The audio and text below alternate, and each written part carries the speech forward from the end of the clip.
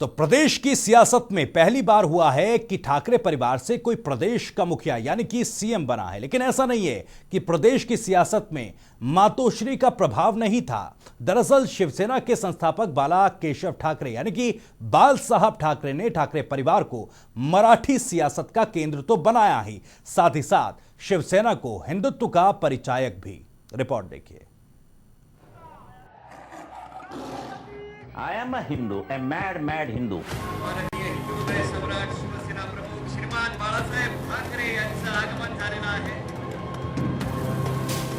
बाला साहब मतलब Maharashtra press general में बतौर कार्टूनिस्ट काम किया, लेकिन जब नौकरी से ऊब गए तो भाई श्रीकांत ठाकरे के साथ मार्मिक नाम से खुद की पत्रिका निकालने लगे।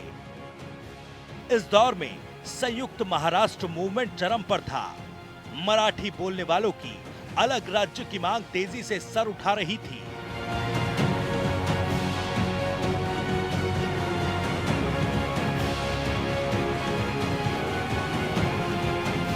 और ऐसे में बाल ठाकरे कार्टून्स के जरिए मराठी मानुष के जज्बातों से जुड़ते गए।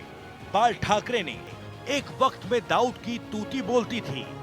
चारों तरफ दाऊद के डर से लोग थर थर कांपते थे। ऐसे में वो बाला साहब ठाकरे ही थे जिन्होंने दाऊद की जड़ें हिला दी।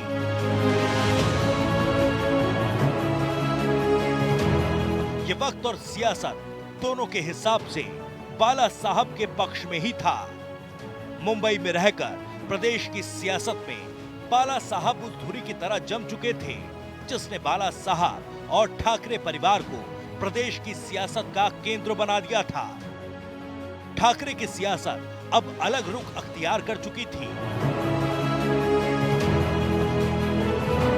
वक्त 1990 का था जब कश्मीर के मुद्दे को बाला साहब ने अपनी सियासत में शामिल कर लिया।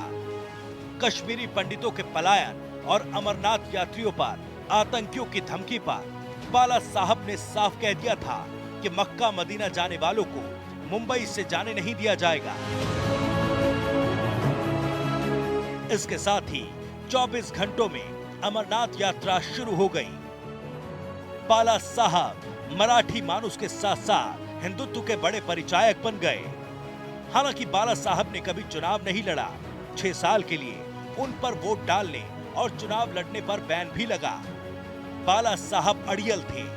एक बार वो नाराज हुए तो स्टेडियम में पिच को ही खुदवा दिया। ऐसा अड़ियल रवैया शिवसेना ने इस बार दिखाया और बीजेपी से अलग होकर बाला साहब के शिव सैनिक के सीएम बनने का सपना साकार किया। हालांकि बाला साहिब से थोड़ा इतर उद्धव ठाकरे उतना अड़ियल नहीं है, लेकिन प्रदेश की राजनीति बदल गई है। अब प्रदेश का मुखिया एक शिव सैनिक बन गया है। राजनीति डेस्क, जनता टीवी।